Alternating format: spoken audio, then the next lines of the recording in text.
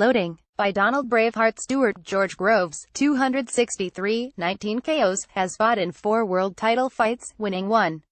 It is a fact that seems to define him. People talk of how he was lucky or fortunate or was on the last chance saloon. It's an unfair assessment. Whilst Groves has not hit the heights of popularity that others may have enjoyed, there have been significant times when he walked in the villain and walked out the hero. This Saturday, he finds himself in his 5th world title fight, but for the first time he is the defending champion. Up against the unbeaten Jamie Cox, 240, 13 KOs, he goes in against Cox as the number 1 seed in the World Boxing Super Series. Last weekend in a ring in Germany, a certain Mr. Showman, none other than Mr. Chris Eubank Jr., laid waste to his quarter-final challenger from Turkey, Avni Yildirim. Straight afterwards he called out Groves, knowing that the fight is one that the domestic public, in the UK, would love to see. Groves vs Eubank, pure showtime.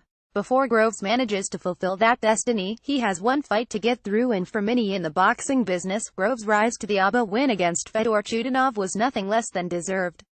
Many of the same people are hoping that he can go in and blow off Eubank Jr. once he was got past Cox. Cox is a sparring fighter with a massive reputation for being the business in camps. There are many stories circulating of how he has made better fighters blow in sparring, and now is his time to shine, in against Groves. His career has been stop-start, but he has never lost a professional fight, and that is what partly makes him very dangerous. The next may be how he has been treated. Groves was first seed, Eubank 4th, so Groves picked first and Eubank took what was left. Eubank got the guy the rest of the seeds wanted to avoid, and with his sensational knockout in the 3rd round, he has not just warned the rest, he has laid down a marker. That Groves suggested he was taking the easy route has not gone down too well with Cox, though he has not made a thing of it. He is confident and secure in the knowledge that he may have secured his future by just being in this competition, but he is also aware that he could touch and take unthought of riches if he progresses.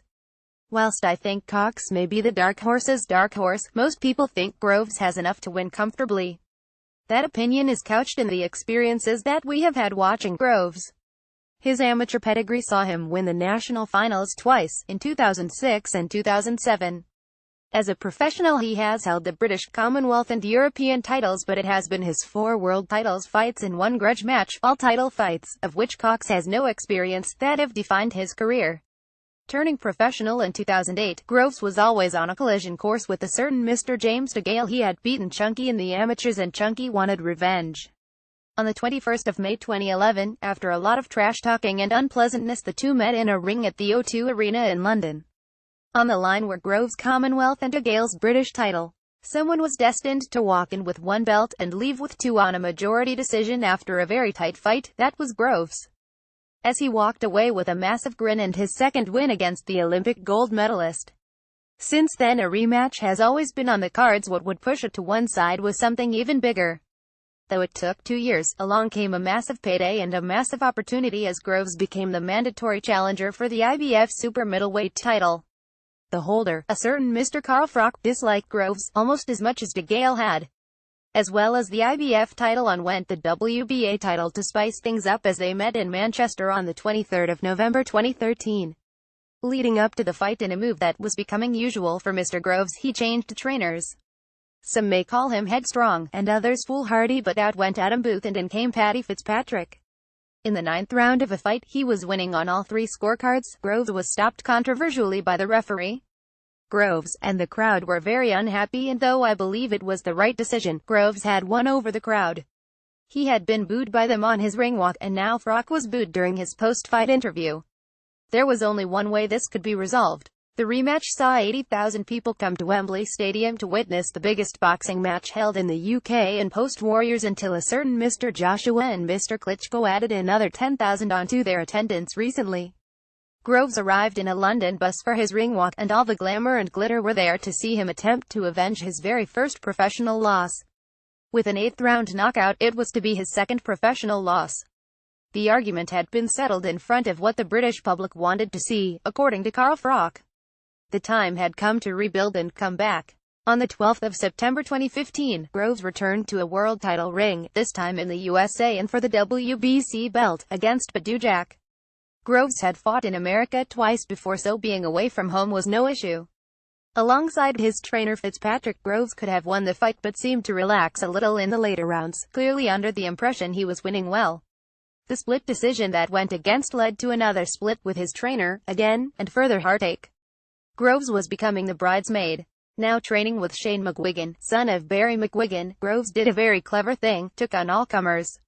He beat an Italian, Andrea Di Luisa, an up-and-coming prospect, David Brophy, an old hand, Martin Murray, and a highly experienced world-level fighter, Eduard Gutknecht. As a rebuilding program goes, this was both risky and genius. His fight with Murray was an eliminator for the WBA title, so his emphatic points win against Murray and then Gutknecht made him favorite going into a title scrap with the WBA champion, Fedor Chutinov. On the 27th of May 2017, George Groves fulfilled what he believed was his destiny and stopped Chutinov in round 6. Even with a broken jaw he sustained in the third round, nobody could wipe that grin off his face. Ringside, former foe, Carl Froch was one of the first to stand applaud his win. And so, he turns to Saturday. Groves not only believes he can beat Cox but that he can win the series, which person who has entered does not believe it, and has hinted that winning it might be enough to satisfy his pugilistic needs and he could retire. Of course, the one belt outside of the World Boxing Super Series is the IBF belt, held by one James DeGale. Remember that rematch should Groves win. There is little doubt that he could be persuaded to fight just one more time. Contact the feature writers.